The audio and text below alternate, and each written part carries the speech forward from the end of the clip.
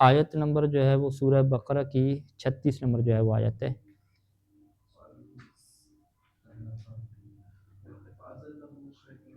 ہاں یہاں سے اعوذ باللہ من الشیطان الرجیم بسم اللہ الرحمن الرحیم.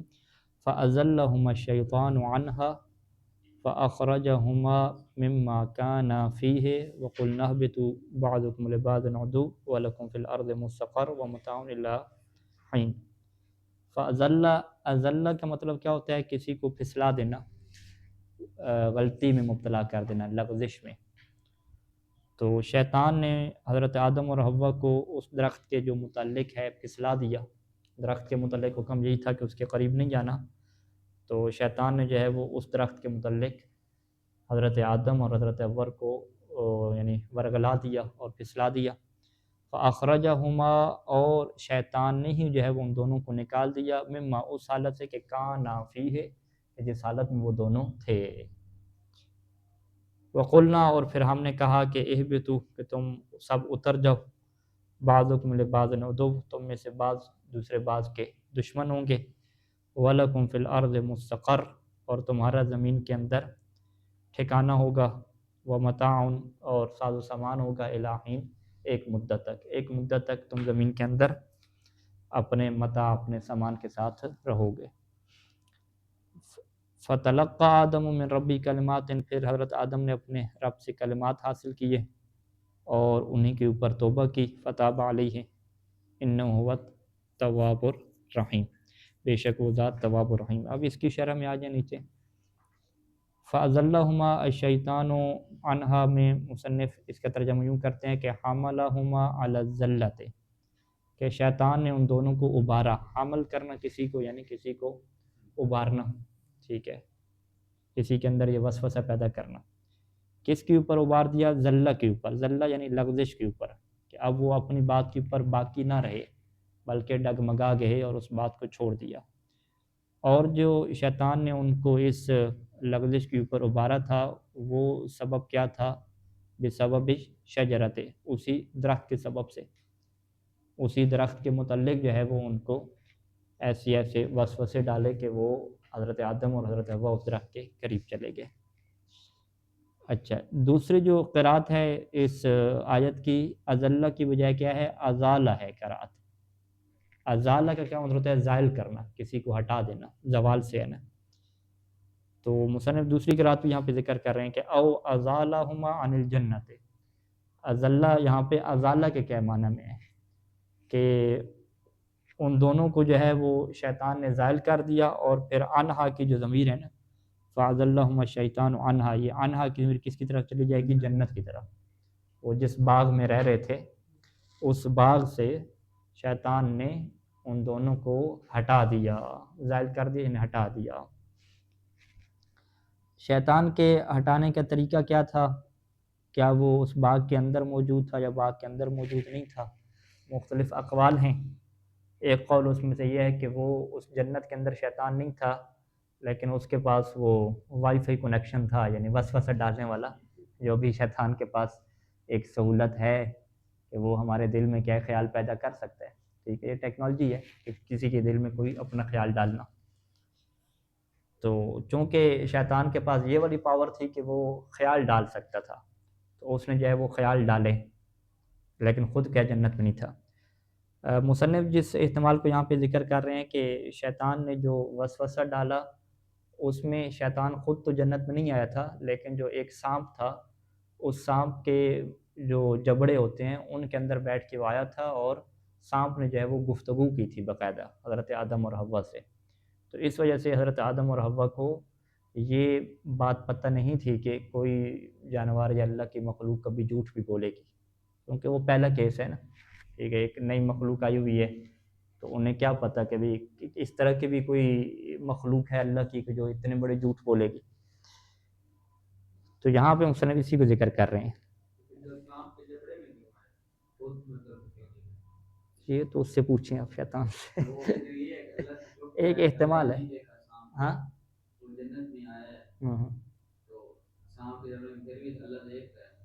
کیا چیز؟ ہاں جنت ان باغ ہے نا، وہ والی جنت تو نہیں ہے، وہ تو پیچھے گزر چکے ہیں استعمال، اسی دنیا کی کوئی بلند جگہ تھی، کوئی باغ تھا۔ اچھا ازالہم الجنت کا کیا مطلب ہو گیا؟ یعنی اذہبہما، اذہبہما یعنی دونوں کو جنت سے لے گیا۔ کیسے لے گیا؟ بے وسوسۃ ہی، کہ شیطان نے وسوسہ ڈالا، وغرور ہی، غرور کا کیا مطلب ہوتا ہے؟ دھوکہ دینا، غرر سے ہے نا، ٹھیک ہے۔ اردو میں غرور کا مطلب کیا ہے؟ تکبر ہے، عربی والا غرور کیا ہے؟ دھوکہ دینا۔ دھوکہ کیسے دیا؟ یعنی ایک تو وسوسہ ڈالا اور دھوکہ دیا کہ میں ابلیس ہوں ہی نہیں، ٹھیک ہے، اپنی جو ہے نا وہ شناخت اس نے چھپائی۔ یعنی جب آدم اور حضرت حوا کو یہ بات کہی گئی کہ آپ درخت کے قریب چلے جائیں، کوئی اس میں مشکل نہیں ہے، ٹینشن کی بات نہیں ہے، تو وہ یہ سمجھ رہے تھے کہ یہ ابلیس نہیں کہہ رہا، کوئی اور ہے، دھوکہ دیا۔ دھوکہ کیسے دیا؟ کہ بیان داخلہ بین لحیۂ الحیت، ٹھیک ہے۔ یہ جو لفظ لحی ہے اس کا مطلب کیا ہے؟ وہ جو جبڑا ہوتا ہے تھوڑی کا ایک حصہ نیچے والا نا، اسی وجہ سے جو لہجہ ہے ہمارے پاس، جو داڑھی کو عربی میں کیا کہتے ہیں؟ لہجہ کہتے ہیں۔ اور لہجہ میں کیا ہے کہ یہ جو جبڑا ہے پورا انسان کا جو ہے وہ اس کے اوپر ہونی چاہیے، اگر کوئی یہاں سے کٹ کرواتا ہے، ٹھیک ہے، فقط یہاں پہ رکھتا ہے، یہ والا جبڑا جو ہے وہ اس کے اندر، جو کانوں کے نیچے والا جبڑا ہے وہ شامل نہیں ہے داڑھی کے اندر، تو اس کی فقہا کیا اجازت نہیں دیتے۔ یہ جو پورا نیچے والا جبڑا انسان کا ہے، یہ حتیٰ کہ کان کے نیچے حصہ، یہ بھی جبڑا کہلاتا ہے، تو اس کے اوپر کیا ہونی چاہیے؟ وہ داڑھی ہونی چاہیے۔ تو دو جو لہجے ہیں، دو جو جبڑے ہیں، یعنی سانپ جب منہ کھولتا ہے تو اس کے اوپر اور نیچے والے دو ہی جبڑے ہیں اس کے، تو وہ ان دو جبڑوں کے درمیان میں داخل ہوا سانپ کے، فاراہما، اور حضرت آدم اور حوا کو کیا شو کیا، کیا دکھایا ان دونوں کو؟ کہ ان الحیۃ تخاطبہما، کہ سانپ جو ہے وہ ان سے گفتگو کر رہا ہے، نہ کہ جو ہے وہ ابلیس کر رہا ہے۔ وگرنہ تو حضرت آدم اور حضرت حوا کو تو اللہ نے یہ بات بیان کر دی تھی نا کہ یہ جو سجدہ نہیں کر رہا ہے ابلیس ہے، یہ تمہارا دشمن ہے، اس سے جو ہے وہ بچ کے رہنا، تو انہیں تو پتہ تھا کہ ابلیس کی بات تو نہیں ماننی۔ لیکن ابلیس نے دھوکہ کس طریقے سے دیا کہ اس نے کہا کہ یہ تو اللہ کی مخلوق سانپ ہے، وہ گفتگو کر رہا ہے، ابلیس تو نہیں ہے یہاں پہ، ٹھیک ہے۔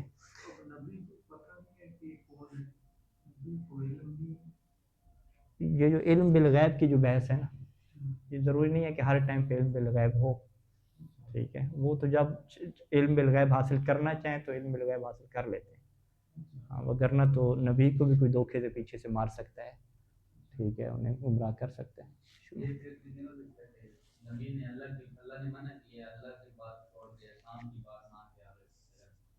ہاں پھر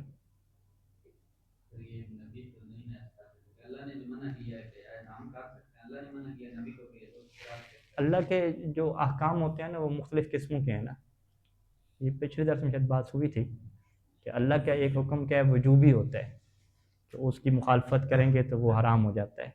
ایک حکم اللہ کا کیا ہے؟ استحبابی ہوتا ہے، اس کی آپ مخالفت کر سکتے ہیں۔ ایک اللہ کا حکم کیا ہے؟ نصیحت ہوتی ہے، ارشاد جسے کہتے ہیں، کہ اس کا نتیجہ بھی بیان کر دیا جاتا ہے، اس کی مخالفت ہو سکتی ہے۔ تو جب بھی مخالفت ہوتی ہے اللہ کے امر کی تو یہ دیکھنا پڑتا ہے کہ کون سے امر کی مخالفت ہے، کیا وجوبی کی ہے، استحبابی کی ہے، کراہت والے امر کی ہے، ارشادی کی ہے، کون سی ہے؟ ان میں سے اگر وجوبی والا طے ہو جائے تو پھر وہ عصمت ختم ہو جاتی ہے، لیکن اگر وجوبی والا طے نہ ہو، کراہتی والا ہو، استحبابی والا ہو یا ارشادی والا ہو، تو پھر اس سے عصمت ختم نہیں ہوتی۔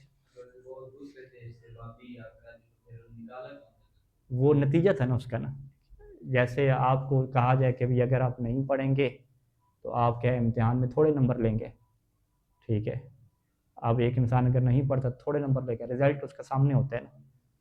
ارشادی کا مطلب کیا ہوتا ہے؟ ارشادی امر ہوتے ہی یہی ہے کہ جس کا رزلٹ سامنے رکھ دیا جائے، کہ بھئی اگر یہ کام کریں گے تو اس کا نتیجہ یہ نکلے گا، زیادہ کھائیں گے نہیں زیادہ آئے گی، ٹھیک ہے، تھوڑا کھائیں گے صحیح رہیں گے، یہ سارے عوامر اس طرح سے ہوتے ہیں کہ جس کا رزلٹ بتا دیا جاتا ہے کہ یہ نتیجہ نکلے گا، تو جس کا رزلٹ وغیرہ ساری چیز بتا دی جائے تو اس کا نصیحت کو اس کے اوپر رکھا جاتا ہے۔ تو اللہ نے یہ بتا دیا تھا کہ بھئی اسی باغ میں اگر رہیں گے آپ لوگ تو پھر تو ٹھیک ہے، اگر شجرہ کے قریب جائیں گے تو پھر اس باغ کو چھوڑنا پڑے گا، نتیجہ کچھ اور ہوگا، کسی اور جگہ پہ شفٹ ہونا پڑے گا، ساری چیزیں کیا بیان کر دی تھی۔ اب اس کا یہ نہیں ہے کہ اب وہ جو ہے وہ حرمت آ گئی اور اس طرح کی وہ چیز۔ باقی انبیاء تو جو ہے وہ استغفار ہر بات پہ کرتے ہیں، چاہے وہ استحبابی امر کو ترک کریں اس کی پر بھی وہ استغفار کرتے ہیں، چاہے وہ جو ہے وہ اللہ کی نصیحت کو ترک کریں اس کے اوپر بھی استغفار کرتے ہیں، چاہے جو ہے وہ اپنے آپ کو وہ یہ محسوس کریں کہ ہم اللہ کے حق کو ادا نہیں کر پا رہے، حق تو یہ ہے کہ حق کی عبادت ادا نہیں ہوا تو وہ اس کے اوپر بھی استغفار کرتے ہیں. ان کے مراتب ایسے ہیں کہ ان کو ہر مرتبے پہ توبہ کرنی ہوتی ہے. معرفت ان کی بہت زیادہ ہے، علم ان کا بہت زیادہ ہے. اللہ تعالیٰ نے شیطان جو اس کے سارے جو اس نے مانگے تھے وہ اسی وقت ملے تھے. کیا مانگے تھے؟ اس نے ایج مانگی تھی. ہاں وہ تو سارے اس نے چیلنج کر دیا تھا نا، تو اللہ نے آگے توبہ کا دروازہ کھلا رکھ دیا. کیا چیز؟ نے کہا تھا نا کہ انسان کے خیالوں میں جا کے میں اس کو گمراہ کروں. خیال میں تو آ جاتا ہے نا، خیال میں تو آپ انسان نہیں تھا کیا اس وقت کوئی انسان نہیں تھا کہ وہ اللہ تعالیٰ کہہ رہا کہ انسان کے خیالوں میں علول کروں گا اور اس کو گمراہ کروں گا. پھر جس طرح جناب ایوب کو مستقبل کی بات نہیں کر سکتا شیطان. پھر کیا اعتراض کیا سوال کی؟ جن کو مستقبل نہیں اپنی پلاننگ کر رہے ہیں نا کہ میں مستقبل میں یہ کام کروں گا. اس کو تو پتہ ہی نہیں. کیا پتہ نہیں؟ مستقبل میں کیا ہوگا انسان آئیں گے نہیں. بشار نبی کو دیتا ہے نا. نہیں یہ بات تو تمام فرشتوں کو پتہ تھی نا کہ میں زمین کے اوپر حضرت آدم کو بھیجنے والا ہوں خلیفہ بنا کے، انسانوں کی خلقت ہونے والی ہے. یہ تو سارا اعلان ہو چکا تھا نا، طے ہو چکا تھا. یہ ساری چیز تو واضح تھی نا. تب بھی تو اعتراض ہو رہے تھے سارے کے سارے، اور پھر حضرت آدم کو سجدہ کروایا گیا خلیفہ کے لیے. تو یہ چیز تو کسی سے چھپی ہوئی نہیں تھی نا. تو اسی وجہ سے تو شیطان نے کہا کہ اب ان کی جو ابن آدم ہیں گے، نسل ہے گی، سب کو میں گمراہ کروں گا. چیلنج ہو گیا نا ادھر سے. تو یہ نہیں تھا کہ شیطان کو پتہ نہیں ہے کہ اللہ نے انسان بنانے یا نہیں بنانے، اور یہ نہیں ہے، وہ سب کو پتہ تھا، پوری عالم ارواح کو جو ادھر تھی. اچھا آگے کیا ہے یہاں؟ فَأَخْرَجَهُمَا مِمَّا كَانَ فِيهِ، پس شیطان ان دونوں کو نکال دیا اس حالت سے کہ جس میں وہ تھے. وہ کس حالت میں تھے؟ من النعیم، وہ نعمتوں والی حالت میں تھے اور ایک بڑے باغ میں تھے اور موجیں کر رہے تھے. تو وہاں سے نکالنے کا جو سبب بنا یہ شیطان بنا. وَقُلْنَا اهْبِطُوا، اور ہم نے کہا کہ آپ دو اتر جائیں. ٹھیک ہے، اہبطوا جو ہے وہ صیغہ جو ہے وہ جمع کا آیا ہے. اہبطوا جمع کا صیغہ ہے. خطاب لہما، لیکن یہاں پہ کیا کہتے ہیں کہ جمع کا صیغہ ہے لیکن خطاب دو کو ہے. اس بات کے اوپر کیا دلیل ہے؟ کہتے ہیں بدلیل اہبطا منہما، کہ قرآن کی آیت ہے، اہبطا والی آیت بھی ہے، وہ اسی سورہ کی آیت ہے، میرے خیال میں 125 آیت ہے کہ اس طرح کی آگے جا کے آیت ہے کہ وہاں پہ صیغہ کیا استعمال ہوا؟ اہبطا استعمال ہوا کہ تم دونوں اتر جاؤ. تو لہذا مصنف اہبطوا کا پہلا معنی کیا کریں گے کہ اہبطوا کا ہم ترجمہ یہ نہیں کریں گے کہ تم سب اتر جاؤ. اہبطوا جمع کا صیغہ ہے لیکن ہم اسے کہیں گے کہ تسنیہ کے معنی میں استعمال ہوا ہے. اور دلیل کیا دیں گے کہ ایک اور آیت میں اہبطا کا لفظ استعمال ہوا ہے کہ تم دونوں کیا اتر جاؤ. یہ کیا پہلا احتمال ہوگا کہ خطاب لہما، کہ اہبطوا جمع کا خطاب ان دونوں کے لیے ہے. اچھا، اور ان دونوں کو خطاب کر کے پھر جمع کا صیغہ کیوں استعمال کیا؟ كَأَنَّهُمَا الْإِنسُ كُلُّهُمْ، گویا کہ ان دونوں سے کیا مراد لیے گئے ہیں؟ تمام کے تمام انسان. ٹھیک ہے، تم دونوں اتر جاؤ، اور مراد کیا ہے کہ سب انسان کیا ہے آج کے بعد اتر جائیں، کوئی انسان اب اس باغ میں نہیں رہے گا. تو فجمع ضمیر، تو اسی وجہ سے ضمیر کو کیا لایا گیا؟ جمع لایا گیا. یعنی اسی وجہ سے ہم کیا کہتے ہیں کہ اگر اس باغ سے نکلے ہیں تو فقط ہمارے جو والدین ہیں حضرت آدم اور حوا وہ نہیں نکلے، ہم سب کیا نکلے. ٹھیک ہے، کیونکہ وہ ہمارے بڑے تھے، وہ نکلے تو ہم بھی کیا نکلیں. ٹھیک ہے، تو لہٰذا اسی وجہ سے جو خطاب ہوا جمع کو ہوا، یعنی ہمیں بھی کہا گیا کہ آپ بھی کیا نکل جاؤ. ٹھیک ہے، جو اگلی نسلیں آ رہی ہیں ان کو بھی ایک مجازن کیا خطاب ہو گیا. تو یہ جو ہے وہ ساری کی ساری چیز کس میں چلی جائے گی؟ مجاز میں چلی جائے گی، کہ اگلی نسلوں کو بھی اور تمام انسانوں کو کیا خطاب ہو جائے، فقط دو کو کیا سامنے رکھ کے. دوسرا کیا ہے کہ نہیں، یہ جو ہے وہ حقیقی معنی ہے کہ تین بندے جو ہے وہ بنا لیتے ہیں جمع، کہ ابلیس کو بھی جو ہے وہ شامل کر لیں کہ وہ بھی اسی وقت وہاں پہ تھا. کہاں پہ تھا ابلیس؟ سانپ کے اندر تھا نا. تو ابلیس ہو گیا، ادھر سے کیا ہے سانپ بھی ہو گیا، اور حضرت آدم اور حوا چار ہو گئے. ٹھیک ہے، نہیں سانپ کے جو جبڑا ہے منہ، اس کے اندر ابلیس بیٹھا ہوا تھا نا، ابلیس اس کے اندر داخل ہو گیا تھا. تو ابلیس 2 in 1 پالیسی تھی نا آپ کو، یعنی نظر سانپ آ رہا تھا، اس میں دو تھے نا، ایک خود سانپ ہے اور ایک ابلیس ہے نا. ٹھیک ہے، تو چار ہو گئے نا، مسلم نے چار بنا دیے. ٹھیک ہے، تو اہبطوا قرآن نے یہ کیا کہ تم سب کیا نکل جاؤ. ٹھیک ہے، سب نکل جاؤ، سانپ کو بھی لے جاؤ، ابلیس بھی کیا چلا جائے نیچے، اور کیا ہر آدم اور حوا بھی چلا جائے. یہ جمع کا خطاب ہے.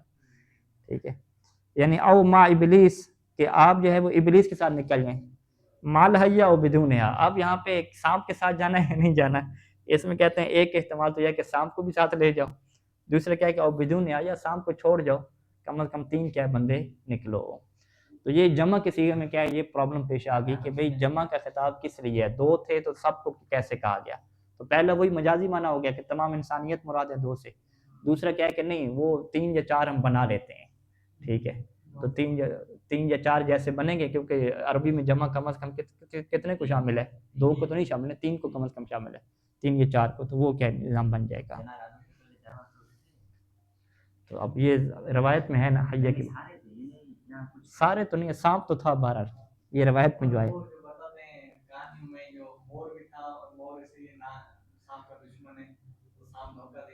روایات تو بہت زیادہ ہیں، اس میں صحیح کیا ہے صحیح نہیں ہے، تحقیق ضروری ہے۔ اچھا، یہاں پہ اترنے کے بعد کیا ہے کہ تم سب جب اتر جاؤ نا، تو اس کے بعد اللہ نے کیا کہا کہ بعضکم لبعض عدو، کہ تم سب اترو گے تو تم میں سے بعض کے دشمن ہوں گے۔ اب ظاہری بات ہے حضرت حوا اور حضرت آدم تو دشمن آپس میں نہیں ہوں گے نا، تو اس کا مطلب کیا ہے کہ ابلیس جو ہے وہ دشمن ہوگا کس کا، حضرت حوا اور حضرت آدم کا، اور اسی طریقے سے انسان کس کے دشمن ہوں گے، انسان سانپ کے دشمن ہوں گے، ٹھیک ہے، تو یوں کر کے جو ہے دشمنی بھی کیا سیٹ ہو جائے گی اگر سب کو کیا نکالیں۔ یعنی بعضکم لبعض عدو، کیا مطلب کہ آدم و حوا و ولدہما، کہ حضرت آدم حوا اور ان کے جو بیٹے ہیں یہ دشمن ہوں گے کس کے، عدو للحیۃ ولابلیس، یہ سانپ کے بھی دشمن ہوں گے اور ابلیس کے بھی ہوں گے، اور ادھر سے ابلیس سانپ اور ان کی اولادوں کو لے لیں تو وہ کس کے دشمن ہو جائیں گے، حضرت آدم کے اور ان کی اولاد کے دشمن ہو جائیں گے۔ تو یہ دشمنی کا کیا ہے، یہ مطلب ہے۔ بہرحال انسانوں کی دشمنی واضح ہے، آپس میں بھی دشمنی انسانوں کی ہے، تو یہاں پہ مصنف نے یہ نہیں بیان کیا کہ انسان آپس میں دشمن ہوں گے، انسان آپس میں دشمنی، ابھی کتنی جنگ جو چل رہی ہے، انسانوں کی دشمنیاں ساری اولاد آدم ہے، آپس میں کیا دشمن ہے، تو یہ مستقبل کی یعنی بات تھی کہ مستقبل میں تمہاری جو اولادیں ہیں وہ ایک دوسرے کی کیا ہو جائیں گی، دشمن ہو جائیں گی۔ ہاں وہی ہم یہی کہتے ہیں کہ سانپ کی دشمنی تو نہیں ہے نا، کوئی جانور انسان کا تو دشمن نہیں ہوتا، ٹھیک ہے، ابلیس سے دشمنی بنا لیں، ٹھیک ہے، ابلیس سے دشمنی کیا ہے، وہ اللہ کے نیک بندوں کی ہوتی ہے، باقی تو اس کے دوست ہیں نا سارے، ٹھیک ہے، واضح۔ وَلَكُمْ فِي الْأَرْضِ مستقر، تمہارے لیے زمین میں ٹھکانہ ہے، مستقر کا کیا مطلب ہے، یعنی منزل گھر ہے، ومقر اور ٹھکانہ ہے، للمعاش یعنی زندگی گزارنے کے لیے، معاش یعنی زندگی، عیش و عشرت، ومتاع، متاع کیا مطلب یعنی تمتع و منفعہ، متاع کا کیا مطلب ہے، تمتع کیسے کہتے ہیں، سہولت کہتے ہیں، لطف اندوزی، کہ تمہارے لیے جو ہے نا فائدے، منفعت اور فوائد اور جو لطف ہے وہ اسی زمین کے اوپر ہے، الہین ہین سے کیا مراد ہے، ایک وقت تک، وہ وقت مجھے نہیں کیا گیا نا، تو یا تو اس سے مراد موت ہے یا تو اس سے مراد کیا ہے، قیامت ہے۔ فتلقى آدم من ربی کلمات، حضرت آدم نے اپنے رب سے کلمات حاصل کیے، وقوریہ بنسب آدم، ایک اور قرات کیا ہے کہ آدم کو منصوب پڑھیں گے، یعنی تلقہ کا جو فاعل ہے وہ آدم نہیں بنے گا، آدم کیا ہو جائے گا، مفعول ہو جائے گا، اور ورف کیا ہے، قوریہ بنسب آدم ورفع کلمات، اور کلمات کو کیا پڑھیں گے، مرفوع پڑھیں گے، تو تلقہ کا فاعل کیا ہو جائے گا، کلمات ہو جائے گا، یعنی کلمات نے پا لیا حضرت آدم کو، وہ حقیقی مجازی ہے نا، چل جاتا ہے، تالا شمس کو کہیں یا تالا آتش شمس کو کہنا، تو اس میں چل جائے گا۔ تو یہ جو قرات ہے جس میں یہ کہا گیا کہ فتلقى آدم کلمات، کہ آدم کو جو ہے وہ کلمات مل گئے، ٹھیک ہے، ایک دفعہ کیا ہے کہ حضرت آدم کلمات کو مل گئے، ایک دفعہ کیا ہے کہ وہ کلمات حضرت آدم کو مل گئے، تو یہ دوسری قرات ہے، یہ اس کا معنی درست ہے، سیدھا معنی ہے، یعنی وہ جو کلمات ہیں وہ حضرت آدم کو حاصل ہو گئے، ٹھیک ہے۔ علامان کس معنی میں ہے کہ تدارکت ہو، کہ ان کلمات نے حضرت آدم کا تدارک کر لیا، یعنی حضرت آدم تک وہ کلمات پہنچ گئے۔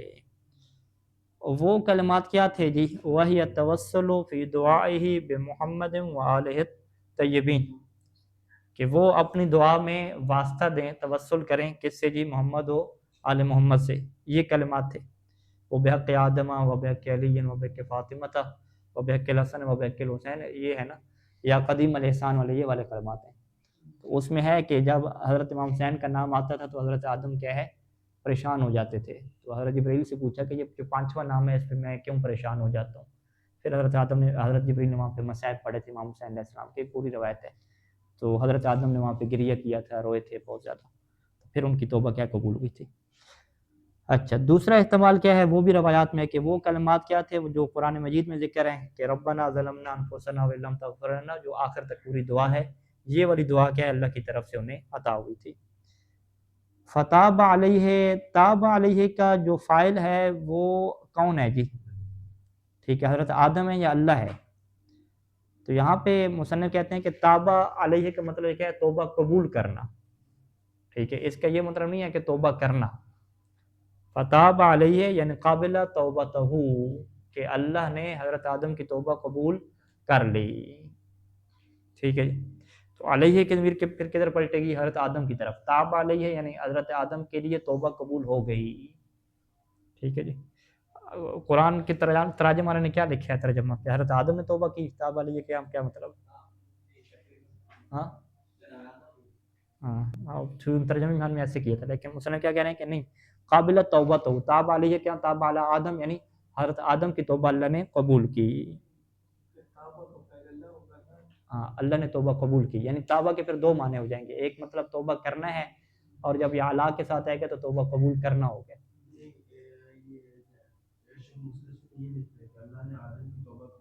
ہاں، اللہ نے حضرت آدم کی توبہ قبول کر لی. تو یہاں پہ توبہ کا مطلب توبہ کرنا نہیں ہوگا، اعلیٰ کے ساتھ ہے نا، حضرت آدم کی توبہ قبول کر لی، کیونکہ علیہ کے ضمیر حضرت آدم کی طرف پلٹے گی. ٹھیک ہے. اب یہاں پہ سوال ہوا کہ بھی حضرت حوا کدھر گئیں؟ وہ بھی تو درخت کے قریب گئی تھی، ان کی توبہ کا کوئی ذکر نہیں ہے. ٹھیک ہے. کہتے ہیں کہ وقتفا بھی، اسی کے اوپر اکتفا کے، لأن حوا تابع، کیونکہ جو بیوی ہوتی ہے وہ شوہر کے دین کے اوپر ہوتی ہے، اسی کی تابع ہوتی ہے. تو جناب حوا کیا تھی؟ حضرت آدم کے تابع تھی. تو حضرت آدم نے جب توبہ وغیرہ کی تو ظاہری بات ہے بیوی کو بھی تعلیم دی، اور سارے سب کیا توبہ کر رہے تھے. انہ ہوا تواب، تواب کا کیا مطلب مصنف کرتے ہیں کہ جو بہت ساری توبوں کو کیا قبول کرنے والا ہے. یعنی جیسے روایات میں ہے کہ مومن جو ہے وہ گناہ کرتا ہے، پھر مایوس نہیں ہوتا، توبہ کرتا ہے، پھر گناہ ہو جاتا ہے، پھر توبہ کرتا ہے، بہت زیادہ توبہ اس سے ہوتی ہے. تو اللہ کیا ہے اس کی ہر وقت کو توبہ کیا قبول کرتا ہے. تو اللہ پھر کیا بن جاتا ہے؟ تواب، یعنی بہت زیادہ کیا ہے توبہ قبول کرنے والا. یعنی اب تواب کے بھی دو معنی ہیں. تواب کا مطلب توبہ قبول کرنا بھی ہے، اور تواب کا مطلب کیا ہے؟ زیادہ توبہ کرنا بھی ہے. وہ آیت کیا ہے کہ ان اللہ یحب التوابین، توابین کا کیا مطلب ہے؟ زیادہ توبہ کرنے والے. تو یہ توابین کیا ہو جائیں گے؟ توبہ کرنے والے ہو جائیں گے. اور اللہ کا توبہ کرنا کیا مطلب ہے؟ توبہ کو قبول کرنا. تو یہاں پہ انہ ہوا التواب کہا گیا کہ اللہ جو ہے وہ تواب ہے. اب آپ کہیں گے کہ اللہ زیادہ توبہ کرنے والا ہے، نہیں، یہاں پہ ترجمہ بھی کیا ہوگا؟ القابل للتوبات ہے، کہ اللہ جو ہے وہ بہت ساری توبتوں کو قبول کرنے والا ہے. الرحیم، الرحیم کا کیا مطلب؟ رحم کرنے والا، کیونکہ رحمان اور رحیم کی شروع میں بحث ہوئی تھی. رحیم کو ہم نے کہا تھا وہ خاص جو رحم ہے نا اس کے لیے ہے. تو یہاں پہ رحیم سے مراد کیا ہے؟ بالتائبین. یہ رحمت کون سی ہے؟ وہ خاص والی رحمت ہے جو کن کے ساتھ ہے؟ توبہ کرنے والوں کے ساتھ ہے. اور وہ رحمت کیا؟ اللہ کی محبت ہے، اللہ کا ثواب ہے، کہ وہ اللہ نے اعلان کر دیا نا کہ التائب حبیب. ٹھیک ہے، کہ توبہ کرنے والا کیا ہے؟ حبیب بن جاتا ہے، اللہ کا محبوب بن جاتا ہے. اللہ نے محبت کا اعلان کیا.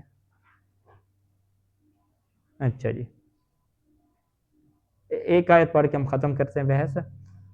قُلْ نَهْبِطُوا مِنْهَا جَمِيعًا، یہاں پہ جو دوبارہ کہا گیا کہ تم سب اس سے کیا اتر جاؤ، پہلے آیت میں بھی ہے. یعنی اگر آپ اس کو دیکھیں نا، قرآن کی آیت کا متن دیکھیں، آیت نمبر جو ابھی شروع میں ہم نے پڑھی درس کے 36 نمبر آیت، وہاں پہ کیا ہے کہ وَقُلْ نَهْبِطُوا بَعْضُكُمْ لِبَعْضٍ عَدُوٌّ، کہ تم سب اتر جاؤ اور تم میں سے بعض کے دشمن ہوں گے. اور اس کے بعد کون سی آیت ہے جی؟ ابھی آیت نمبر 38 شروع ہوگی. 38 میں پھر کہا کہ قُلْ نَهْبِطُوا مِنْهَا جَمِيعًا، کہ تم سب کیا ہے اس سے اتر جاؤ. پہلی والی آیت میں کیا ہے؟ جمیعاً کا لفظ نہیں ہے، یہاں پہ کیا ہے؟ جمیعاً کا لفظ ہے. ایک یہ فرق ہے. اور پہلی والی آیت میں کیا ہے کہ تم سب نہیں، تم اتر جاؤ، اور آگے کیا ہے؟ بعضکم لبعض عدو، کہ بعض کے کیا ہوں گے؟ دشمن ہوں گے. یہاں پہ کیا ہے کہ تم سب اتر جاؤ. فَإِمَّا يَأْتِيَنَّكُم مِّنِّي هُدًى، کہ تم میں سے تمہارے پاس جو ہے وہ میری طرف سے یقیناً کیا ہدایت آئے گی. فمن تابع ہدایا، پس جو میری ہدایت کی پیروی کرے گا تو اس کے اوپر کوئی خوف نہیں ہوگا اور وہ پریشان نہیں ہوگا. یعنی زمین کے اوپر اترو گے تو تمہیں کیا کرنا ہے، میرے جو شرعی ذمہ داریاں ہیں، جو تکالیف ہیں، ان کی کیا کرنی ہے، اطاعت کرنی ہے. تو پہلی اور دوسری آیت میں کیا فرق ہو گیا کہ پہلی والی آیت میں کہا گیا کہ تم زمین پہ اتر جاؤ اور وہاں پہ تم بعض کے دشمن ہوں گے، یعنی تم نے لڑنا ہے آپس میں اور دشمنیاں کہنے بانی ہیں ایک دوسرے سے، ٹھیک ہے. دوسری آیت میں کیا ہے کہ تم زمین پہ اتر جاؤ اور زمین کے اوپر جو میری ہدایت آئے گی تم نے اس کی کیا کرنی ہے، پیروی کرنی ہے. تو یہ دو کیا ہو گئے، ڈفرنٹ ہو گئے. اب مصنف یہی کہہ رہے ہیں کہ بھی پہلے بھی کہا کہ اتر جاؤ آیت میں، پھر دوبارہ کیا آیت میں تکرار کے ساتھ پھر کہہ دیا اتر جاؤ، تو یہ دو دفعہ کیوں کہا گیا؟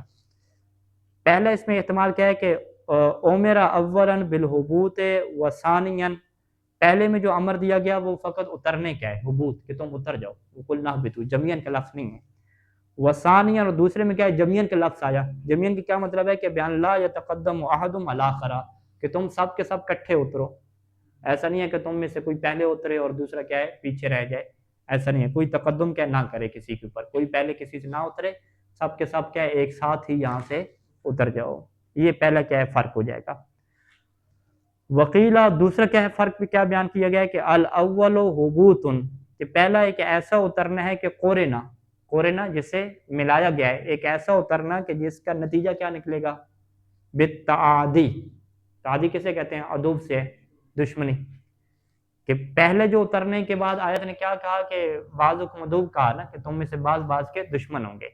یعنی پہلے جو اترنا ہے اس میں فوکس کس کو کیا گیا کہ تم ایک دوسرے سے دشمنی کرو گے. وثانی للتکلیف، اور دوسرا جو اترنا ہے اس کو کس کے ساتھ ملایا گیا، تکلیف کے ساتھ. تکلیف کا کیا مطلب ہے، ہاں شرعی ذمہ داری، ٹھیک ہے. اس میں وہ آیت نے یہی کہا نا کہ میری طرف سے کیا ہدایت آئے گی. تیسرا احتمال کہ الاول من الجنت الى سماء الدنیا، کہ جو پہلے کہا گیا نا کہ تم اتر جاؤ، پھر دوبارہ کہا گیا کہ اتر جاؤ. تو پہلے جب کہا گیا اتر جاؤ تو وہ جو ہے وہ جنت جو تھی وہ دنیا میں نہیں تھی اس قول کی بنیاد پہ، کہ وہ کسی اور جگہ پہ تھی. تو وہ اس جنت سے اتر کے آسمان تک آ گئے، ٹھیک ہے. اب آسمان سے دوبارہ انہیں اتارنا تھا، کہا کہ نہیں اب پھر نیچے جاؤ زمین کے اوپر. تو دوبارہ پھر کہا گیا کہ ابھی اور کیا نیچے اترو، ٹھیک ہے جی. سٹیپ پہ سٹیپ نظام چل رہا ہے. تو تیسرا قول کیا ہے جی، الاول من الجنت الى سماء الدنیا، کہ پہلے میں جو ہے وہ جنت جو ہے وہ اس نظریے کی بنیاد پہ کہ وہ دنیا میں نہیں تھی، ٹھیک ہے. تو وہ اس جنت سے اترے کس کی طرف، دنیا والے آسمان تک ہے. اور دنیا والے آسمان پہ آ کے انہوں نے کیا ہے بریک لگا لی، ٹھیک ہے. پھر دوبارہ اللہ نے کہا کہ اہبطوا منہا، کہ یہاں سے بھی کیا اتر جاؤ، ٹھیک ہے جی. تو دوسرے میں پھر منہا کی کس کی طرف پلٹے گی، سما کی طرف پلٹے گی. وقل اہبطوا منہا، ٹھیک ہے، من السماء من وثانی منہا الی الارض. کتنے قول ہو گئے، 3 قول ہو گئے. چوتھا قول کیا کہتا ہے کہ آپ خام خواہ جو ہے وہ احتمال دے رہے ہیں، سیدھا سیدھا کہیں کہ یہ تاکید ہے اللہ کی طرف سے، جو ڈبل بات کی جاتی ہے کوئی اس میں فرق نہیں ہوتا، تاکیداً کیا دوبارہ کہہ دیا جاتا ہے، ٹھیک ہے. اچھا یہ آیت کا ٹکڑا ہی ہے نا، ہاں یہ آیت کا ٹکڑا پڑھ لیتے ہیں. فَإِمَّا يَأْتِيَنَّكُم مِّنْ هُدًى، یہ اما کیا چیز ہے، کہتے ہیں ان ہے اور ما ہے نا، دو چیزوں سے مل کے بنا ان اور ما. ان کیا ہے، ان شرطیہ ہے نا، اگر تمہارے پاس ہدایت ہے. ما کیا زائدہ ہے، ما زائدتن تو اکدو، ما زائدہ ہے اور زائدہ یہاں پہ کس معنی میں آ رہی ہے، تاکید کی خاطر، ٹھیک ہے. اور ان شرطیہ ہے، ان الشرطیہ تو جواب کیا ہے کہ فمن تابع ہدایا، یہ کیا جواب ہو گیا کہ اگر تمہارے پاس ہدایت ہے، اور اس میں یقیناً کی ترمیم کر دیں کہ یقینی طور پہ اگر ہماری طرف سے تمہارے پاس ہدایت آئے گی تو پس جو ہماری ہدایت کی پیروی کرے گا اس کے اوپر خوف نہیں ہوگا. خوف کیا مطلب کہ حین یخاف الکافرون، کہ جس دن کافر خوف میں ہوں گے، وہی قیامت کا دن، حساب کا دن، تو اس دن ان کے اوپر خوف نہیں ہوگا. ولا هم يحزنون، اور وہ پریشان بھی نہیں ہوں گے. پریشان کب نہیں ہوں گے، یعنی موت کے ٹائم پہ، حین الموت، موت کے ٹائم پہ کیا پریشان نہیں ہوں گے. صلی اللہ علی محمد و آلہ اجمعین.